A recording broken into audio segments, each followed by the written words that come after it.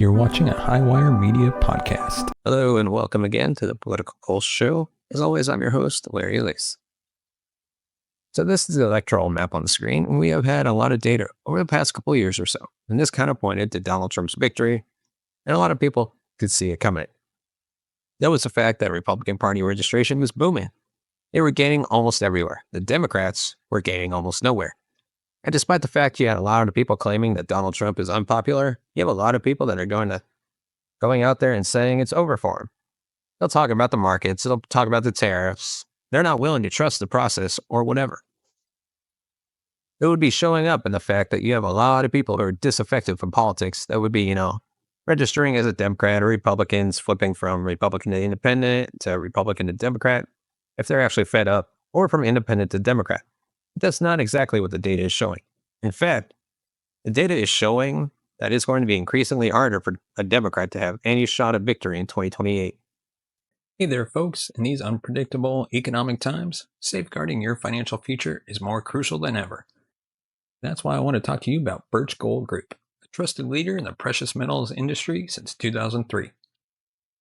Birch Gold specializes in helping Americans diversify their retirement savings with physical gold and silver. With over 35,000 satisfied customers, they've built a reputation for excellence and integrity. And here's some exciting news. Birch Gold has teamed up with Donald Trump Jr. to bring you the Trump Gold Guide. This comprehensive guide reveals how diversifying with precious metals can protect your savings from inflation and market volatility. Don Jr. himself emphasizes the importance of taking control of your financial future, especially in today's uncertain climate. The Trump Gold Guide is packed with insights on how to convert your existing IRA, or 401k into a precious metals IRA. It's an invaluable resource for anyone looking to fortify their retirement nest egg. Ready to take the next step? Click on the link in the description and request your free Trump Gold Guide today. Empower yourself with the knowledge to make informed decisions about your financial future. Remember, when it comes to your savings, don't wait for uncertainty to strike. Diversify with Birch Gold and the Trump Gold Guide, and rest easy knowing you've taken a proactive step toward financial security. Now let's get back to the episode. A lot of people get caught up in the day-to-day politics, but the truth is, we're a very polarized nation. And it does seem as if anybody is gaining, it is not the Democrats. It's not the anti-Trump side. It is the pro-Trump side. It's the Republican side. And it's going to be increasingly more and more difficult for the Democrats to go out there and win in the 2028 election if this keeps up. The Democrats always had the advantage in places like Pennsylvania, North Carolina, Nevada, etc. States that track by party registration, but not all states do. You're seeing overnight that's dipping significantly, and I wanted to talk about the state of Pennsylvania because this is huge. The Democrat advantage in terms of active voters, because within inactive voters it's a little bit higher, but is still falling significantly. But you look at this active party registration, that is down to 92,000. Now keep in mind, the book closing for 2024 was Democrats by almost 300,000. And if you look at the results out of the state of Pennsylvania, Trump won the state by over 120,000. He saw gains in the Philadelphia metro. He saw gains in northeastern Pennsylvania. He drove up turnout. He gained in nearly every single county in the state of Pennsylvania. And still, he continues to gain. He's gained significantly since the election is over. If you want to do the math, which is not always a one-to-one correlation, that is true. But if you look at this, you have a net gain for the Republicans of like 100,000 to 200,000 in the active, and just total party registration data since the election. That would drive up Trump's margin of victory to like 200 to 300,000 in the state. You have more voters to work with. You find these people, if you turn them out in a presidential election, you're going to do extraordinarily well. And it's a good sign ahead of the midterms because it's true. Josh Shapiro is probably going to win re-election, probably by more than 5 points. But still, if you're able to limit that margin of victory in terms of the down ballot effects, the House races, these races could determine the House. Susan Wild is not going for her old seat. That's going to give Republicans a leg up in the state of Pennsylvania, as we see it in terms of the ability for them to go out there and hold the House. So, it's true that it's not exactly like a done deal based on that. But for 2028, it gets a lot harder. And you see this phenomenon. Democrats in the micro, they're doing well. We saw what happened in Wisconsin the past week, but in terms of the macro, in terms of the presidential years, and maybe even to a lesser extent midterm years in places where the Republicans can actually get their act together, they're not doing super well. New Hampshire, the party registration data, they're bleeding a lot of support. Now Trump wants Chris to run for the Senate seat. I think he is. Maybe he flips it. Maybe New Hampshire comes 2028. I don't know what's going on in New Hampshire, but could it be a red state? If you know, J.D. Vance presumably will be the nominee and have a good night. Yeah, that's possible. But you're talking about a state like Pennsylvania that's very solid. And then you're talking about another state like North Carolina, where Republicans did not have the advantage in terms of the past election, but they've gained it. They've gained the party registration advantage in North Carolina. It's always a red state. Republicans, it's true. They've been the ones winning the independents. Usually they're right-leaning. There's a large scale, but when you have that advantage already, it's a lot easier for you to win the state of North Carolina, which has always been close. But it's always like a state that's close. But the Republicans have had the upper hand more times than not in the state. And that we know it takes a very good year for the Democrats. Like 2028, they had the perfect storm to win it. 2020, they had an opportunity. They still fell short by 1 to 2 points. So you look at that. North Carolina. If North Carolina and Pennsylvania, which again, Donald Trump and the state of Pennsylvania, if you apply the difference in the party registration just between November and now, his margin of victory in Pennsylvania very well could be doable. In North Carolina, which he won by, 183,000 votes, that would be probably around, 250K plus of a margin of victory. Like I said, it's not a 1-to-1, but when you're looking at this stuff, this is a very positive trend for Republicans in swing states. And the Democrats are talking about how it's over.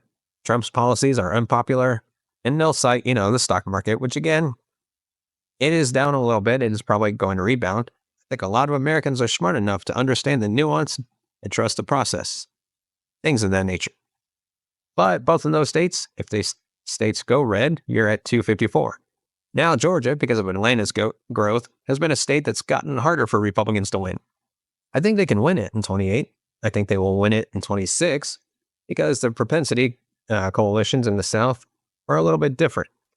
Republicans benefit a little bit more than they do in the Midwest, where the Democrats benefit quite a bit from lower propensity elections. But let's just say Georgia goes blue. Wisconsin, let's say that the Supreme Court keeps the election laws in place. Democrats have an advantage, even in a presidential year, even if it's by a hair. In the state, it's very possible that that could happen.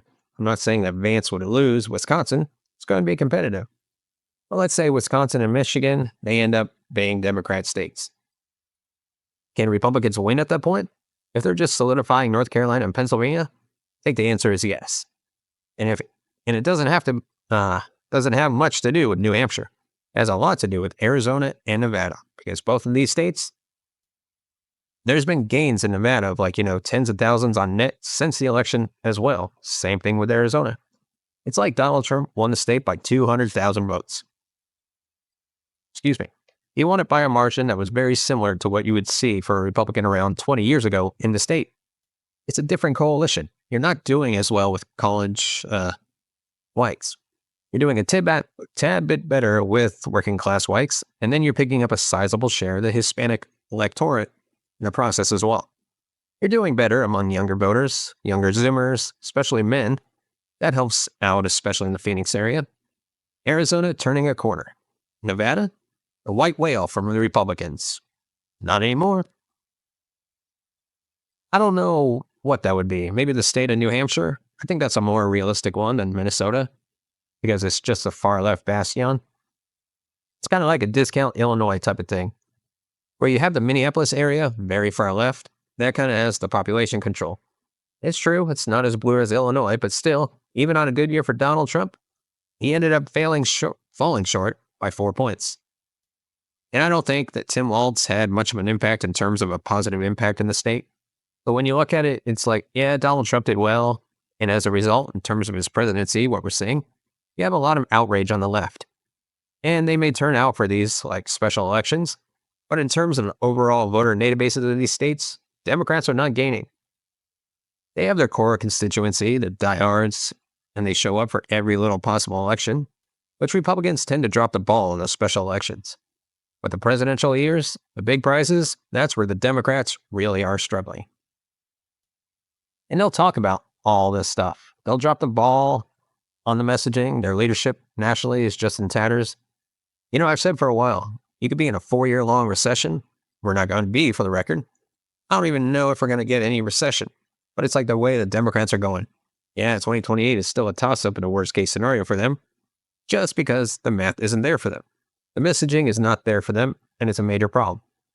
They can tout these wins in these elections, like have 10% turnout or below, midterm turnout, where, they find a way to capitalize on the propensity of the coalitions.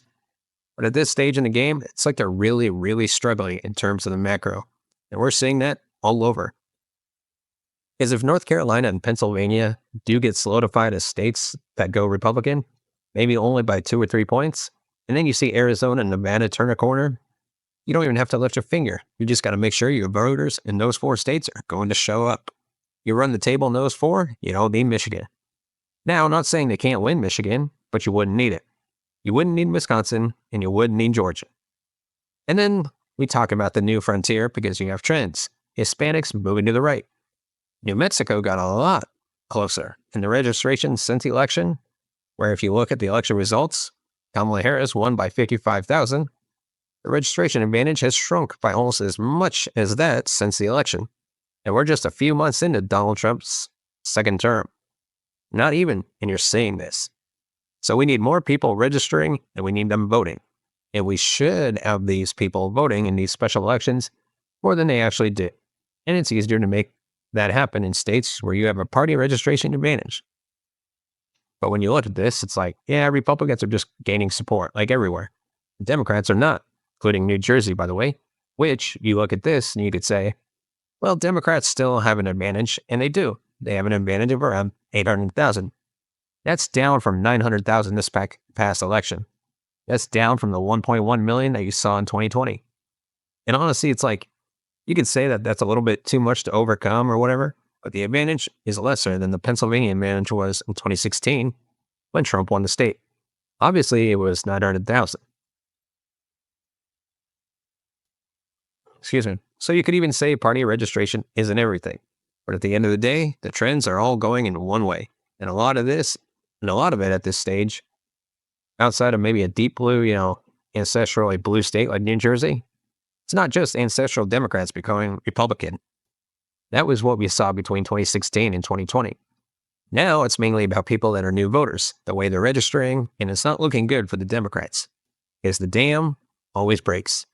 The dam broke in Florida. The dam broke in several states across the country. Florida is the biggest example in 22 when it just bucked the national trend. And now the dam broke in Arizona. The dam broke in Nevada. In 2024, Pennsylvania, North Carolina, we'll see what happens, guys. But all around, where the registration data goes is the way the country goes. And it's still going to the right.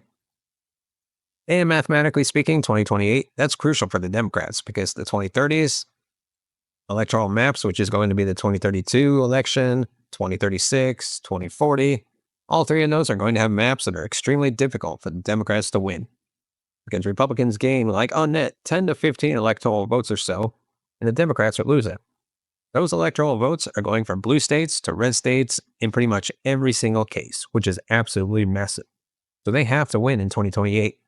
But if the data keeps going the way it's going, that's going to be difficult for them. And then come 2032.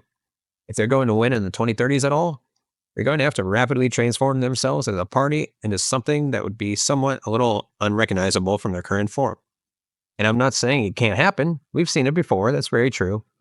But even so, that would be a win for the Overton window in terms of the shift. But will that ever happen? Or will we see like this massive, 1932 to 1952 era of dominance? Except this time it would be on Republican side in this century. Is that possible? It really is. It depends on the next 4 years. It depends if the trends continue. But none of the trends, despite all the things the Democrats like to tout and talk about, are good for them and bad for the Republicans. So anyways, guys, thanks for watching this video. Give us a thumbs up if you like our video. Comment down below. Subscribe down below. Hit the subscribe button. The bell notification button to be notified of future videos. And if you want to support this channel financially, you can buy us a coffee at buymeacoffee.com/TWLedger. As always, thank you so much for watching and listening. We will see you next time. Take care.